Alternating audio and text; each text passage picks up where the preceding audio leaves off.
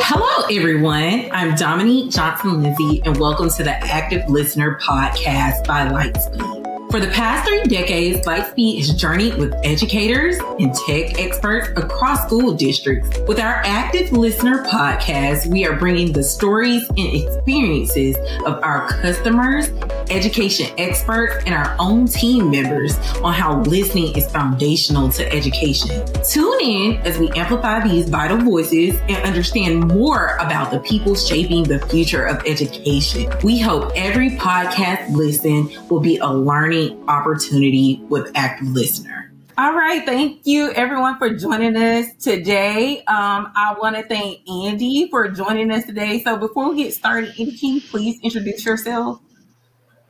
Yeah, so my name is Andy Heltborg, and I'm a product manager here at Lightspeed. So part of my background, I have an electrical engineering degree, and I spent 9 years as a hardware design engineer, and I've spent 13 years of my career as a product manager. And at this point, I've been with Lightspeed for about 1.5 years.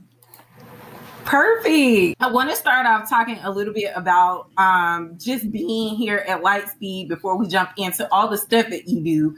So my first question is, as a newer employee at Lightspeed, how would you describe the culture of Lightspeed?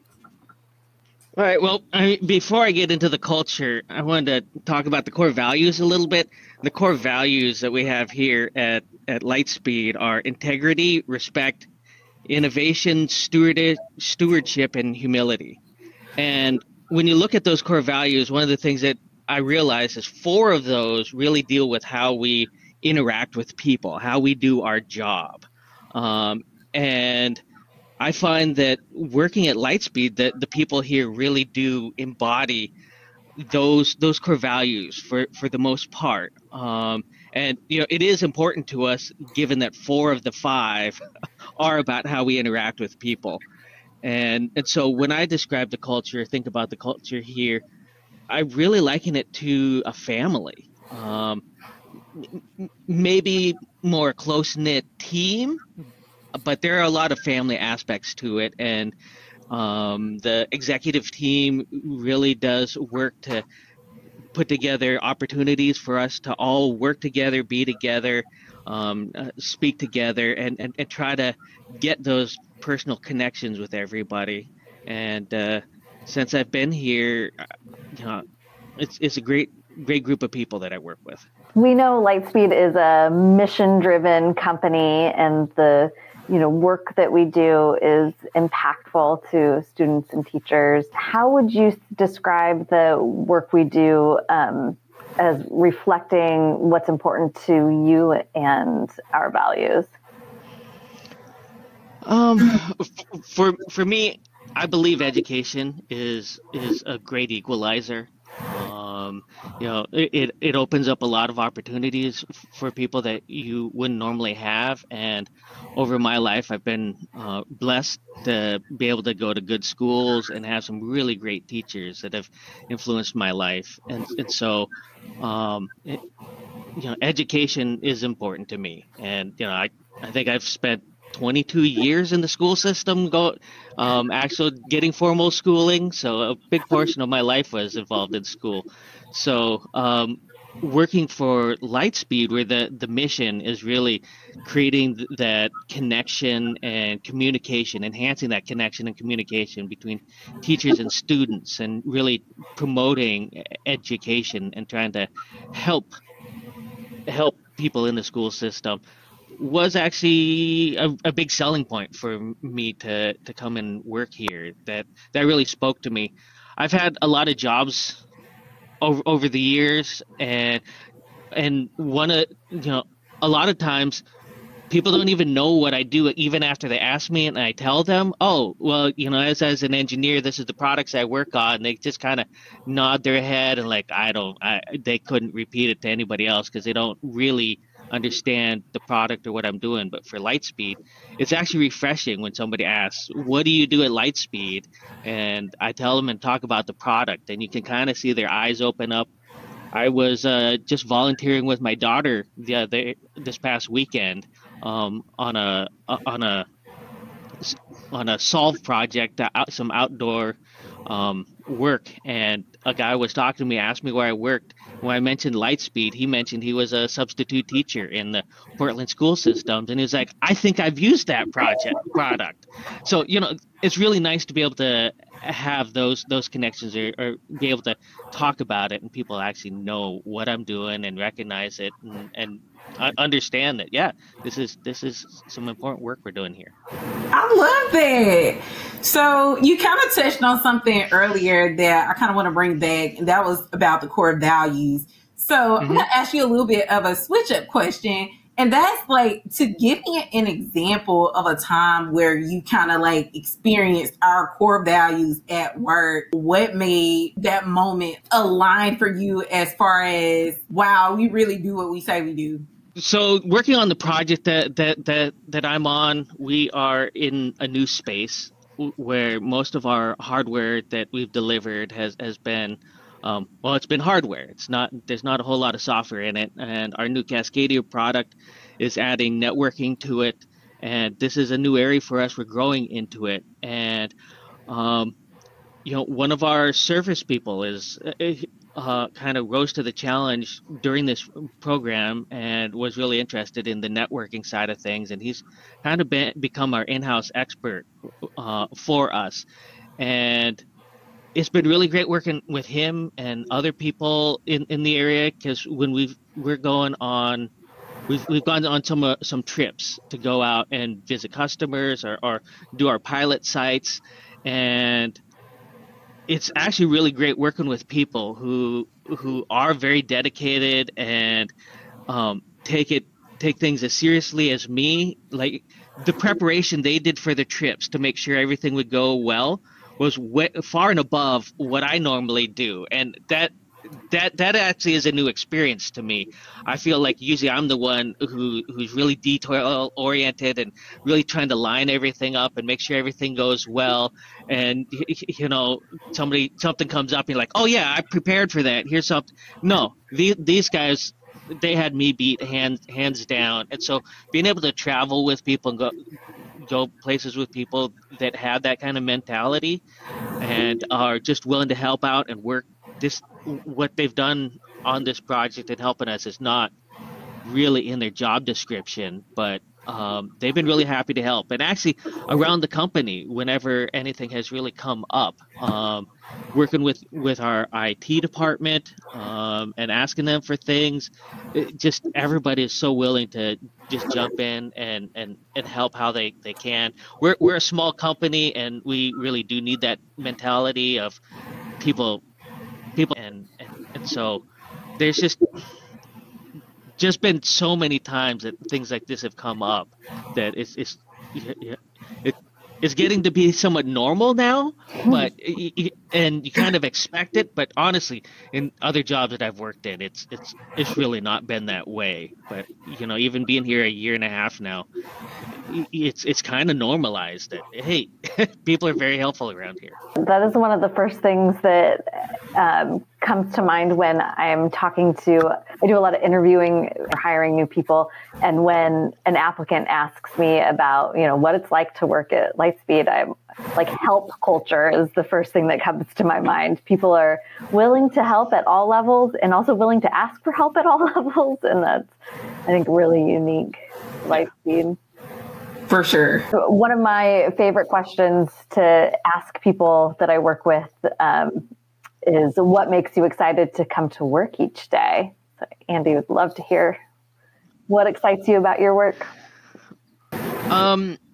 So as a product manager, we typically wear a lot of different hats, and there's a lot of different types of product managers. I've actually been fairly blessed coming here because my focus has been on new product development. And that's one of the things that I really love doing, and a part of the job. And I don't always get to do it, and it kind of comes and goes depending what we're working on. But in the year and a half that I've been at Lightspeed, I've been working on a project, our Cascadia product, and working to bring that to market. And so almost my entire focus has been on new product development. And so that's been really great for me, because that's the kind of work that I really enjoy, working with the development teams, working with the engineers, talking with the customers, and bringing that new product to market. Just all the aspects there is really exciting for me. And now that we've launched my project, I'll probably go back to be doing some other work until the next project comes along and we kick that off. But I guess you can't do the fun stuff all the time, 100% of the time. Sometimes you have to actually do work. You were definitely doing work in that design of that project. It sounds like it's exciting. So I actually want to ask about that. You were super pivotal in getting Cascadia out the door, which is our network instructional audio solution. So tell me, what was your favorite part, if you had to pick just one, of the product development process? So the first thing that comes to mind, the most fun I had on this was when we were working on the industrial design of the product. So, in the beginning, we kind of decide what we want to do, what the requirements are for the product, and then we work with the engineer and the development team, bringing them up to speed. And then at some point, you have to work on the look and the feel of it, and that part is very creative and very open-ended, and I find it just fascinating and fun. And the way it works is, since we've laid out all the requirements for everybody, the designers will go off and they'll start brainstorming, and they delivered us, I want to say, 8 to 10 different ideas of how this product could look. So we were redoing the microphone that we have that hangs around the neck. And so they gave us, here's 8 different models that you could have for the microphone. And then as a product manager and with the product management team sitting down, and we're discussing, well, I like this aspect of this one, or there's some stuff here that I don't really like. And to really promote a lot of the conversation, the designers will throw in some really off-the-wall ideas, just really out there, just to see what kind of reaction they can get. Sometimes you have good reactions, and it's a nice aha moment. Other times it's bad reactions, but they're really looking to drive that conversation. So they put some reasonable stuff together and then some unreasonable stuff, and then you start picking and choosing, and there's a lot of back and forth with them that, after you've given them the feedback, then they came back to us with, I want to say, maybe like three different design ideas that they've kind of boiled down the feedback, and then you start the process again, and then you finally get to that last one, and said, okay, this is what we're doing. And I think as a team we kind of stepped back at that point, looked at it, and went, wow, that really worked out well. Like that, it was just very impressive how it went. And so if you go and you look back and you look at where we started and where we ended up, it's kind of surprising that we got to where we ended up. But the whole process was just fun, because you just didn't know what they were going to come back to you with. And there's a lot of discussion of what can we do, a lot of what ifs conversations, and then what we ended up with was, I feel, something really amazing. I agree. And I will say, I love our new mic. I think it is beautiful. Coming to Lightspeed and seeing now kind of like this third iteration of a microphone, even though, of course, Clear Mic is brand new. I say I love it so much. It is my favorite one by far. So kudos to y'all for that. It's very cool to get to be, you aren't necessarily a designer, but to get to be so hands-on with the design process and like really inform each iteration. I think that's very cool. Yeah, and for the Clear Mic, we added a display to our microphone, which is something we haven't done before, and just in our industry it hasn't really been done. But in our conversations and in the beginning, we were trying to think of how we were going to add all these new functions and all these new features and have a couple of colored LEDs that we would flash for different things. And, we got to the point thinking, how's the teacher's going to know what's going on? 2 blinks for this, or, red, green, light. It gets to be too much. And somebody had mentioned during that process, well, can we add a display? And, our initial reaction was, are you crazy? Adding a display, the cost that it's going to add to the product, the complexity, like it's going to grow. Like, I don't think we can do this. And the designers were like, just let us work on it and give you some proposals. And they came back and researched what was in the market, and then came up with some the designs included a bunch of different kinds of displays or way of doing things. And it really opened our eyes and took us in a different direction. And now it's a real key feature that we have on there, that it really differentiates us from our competitors, and I think adds some real value. So, there's just a lot of aspects of it that especially when you're in the beginning and there's just so much possibility in front of you, and getting to work on that part and see it evolve is very fulfilling. That's fantastic. And it's still simple. It's still simple enough that it's easy to use, even though it's got all of those additional features. Yeah. Very cool. So our listeners may or may not know that Lightspeed is 100% employee-owned company. And I'd love to hear from you, what that's like for you. Does that impact your day-to-day? How do you feel about working for 100% employee-owned company? I know we're employee-owned, 100% employee-owned, and I believe it actually drives some of the environment that we have around here. But on a personal level, when I've talked to others who have been here a long time and are invested, and they see, they have concrete monetary, evidence that they are part owner of the company.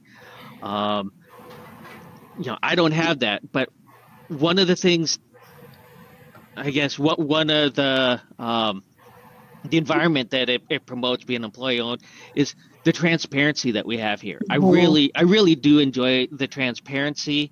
I've mostly worked for companies that are publicly traded and maybe a little bit larger.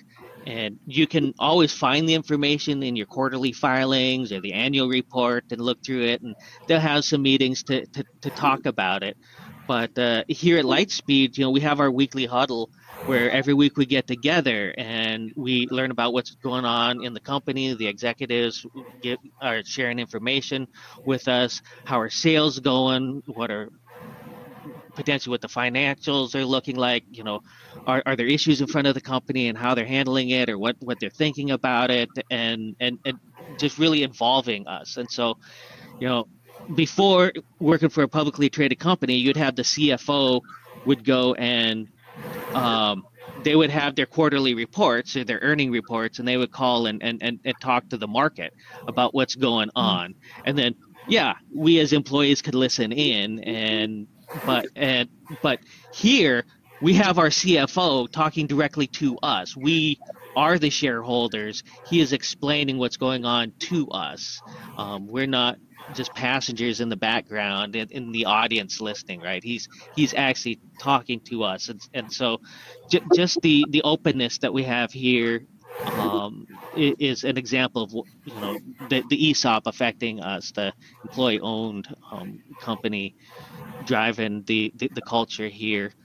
I think it also gives us a little bit more leeway to focus on the longer term benefits, whereas in the publicly traded company, you're really working on what's best for the quarter, what's best short term. It's really hard to go long term because if you make a miss, the market really punishes you. So, but here at Lightspeed, I think I get the feeling, and just from what our executive team has shared with us, that they actually are thinking long term and the short term, but they have a lot more freedom because they're really answering to us and ultimately trying to do what's best for the customer, but really taking us into account as the team. Absolutely. Yeah. Very good point. I agree. And I think for me, I think the part that's always feeling good is the reassurance. So of course I've been places where I've been like laid off before, and not that can't happen here at Lightspeed, but I think understanding the company and where we are, that allows me to have a clear vision so I can make decisions for myself. And so that part feels good to me even before I actually was a part of the ESOP. And like, I've been here for years now and got to partake. But even before that, I'm like, okay, well, I know we have this much cash on hand. Like, that's so insane to know for a company, because I work in places where I'm like, I'm not even sure who to request a new parking decal from. So it just feels good to kind of be in the company of good information. So yeah. Yeah. Well, those are all of our like serious questions. So now we get to literally my favorite part of the podcast. I say this on everyone, so everybody knows, I'm sure by this time. And that's the fun questions. I'm gonna let Melanie ask the first one, and then I'll end. I would love to hear, Andy, what is your favorite sound in the whole world? So my favorite sound in the whole world, I think I would have to go with joyous laughter. Now I'm not talking about the laughter of, you're sitting in with a comedian and everybody's laughing at the jokes, but I'm talking about those times where you're getting together with family and friends and you're just connecting and talking, and the conversation's going wherever it goes, and stuff comes up, and maybe it's an inside story or you have that everybody starts laughing and enjoying themselves, and it's just that real joyous laughter. Maybe you're remembering some funny stuff that happened in the past, or it just, but that real truly genuine, like you just love being with that friends and family kind of thing. Mm-hmm. So one example I have of that is when my son was almost 2 years old. We were visiting my family, my parents, and my sister. I think it was maybe a Christmas vacation that we were visiting, and as one of the presents or something that we had, for some reason there was a kazoo, and we took this kazoo, and we're just talking, playing around, and the adults, we were all trying to use the kazoo and make it work. And I want to say it had been a long time, if ever, that any of us had ever really used a kazoo. So we're all blowing into it and nothing's happening. And then my dad handed it to my son, who, like I said, is 2, and he just put it up to his mouth and it made that kazoo sound. Like he got it to work, and we were all just sitting there shocked. And you're like, wait a second, how did he do that? And so now we're all laughing, and you're just kind of in that moment, and it's nothing really important, but you kind of get that warmth of friends and family around, and something happens, and you got that shared laughter that's just really true, right? Like, and so that's kind of the sound that I like, when that the people around you and you're just included in that you really do have that kind of sense of serenity and fun in that moment, and that really true laughter. Okay, so the last question today is, if you could remove one barrier for children at school, what would it be? So this one is, I guess, a little bit more personal to me, because I have a daughter who's going through school, and the thing that I would do if I could kind of wave a magic wand and change something is, I'd love to see smaller class sizes and more personalized attention from the teachers with the students. And so I remember right before the pandemic, I went into a parent-teacher conference with my daughter's 5th grade teacher. And we had a good conversation, and he was probably more open with me than I was expecting. And he was talking about how it's really difficult in the classes, because you'll have kids that are he had 5 or 6 kids that were at the top end working above grade level. And I think this is a class of maybe 35 kids that he's trying to teach. And he's got like I said, 4 or 5 kids at above grade level. He's got 4 or 5 kids that are way below grade level, and then the rest are kind of at grade level, somewhere in between. And he was, I think, feeling a little guilty and saying that he spent a lot of his time with those kids that were below grade level. And my daughter was identified as a tag student, that a talented and gifted here in Oregon, and she's one of those top students. And he knows that even if he doesn't do anything and doesn't spend any time and with her, she's still going to do well. So, but he feels guilty about that because he wants to give all the kids as much time as he could. And, he just couldn't do that given how many students he had and how many of them required the attention. And, I can't fault him for that. I think those kids that are struggling, they need as much help as they can get. And, but at the same time, as a parent, I wish my daughter could get some personalized attention that would be able to challenge her and push her, because soon after that the pandemic started, and then all the teachers are in survival mode. They weren't even really trying to push their students, and since they've come back, everybody's been playing catch up. And it's getting better now that she's in high school and they have a lot more offerings and different levels, but still the class sizes are really large, and it's hard for the teachers to give that personalized attention. And going back to one of my earlier statements that I've been blessed to have some good teachers, and there's nothing quite that affects your life like a really good teacher.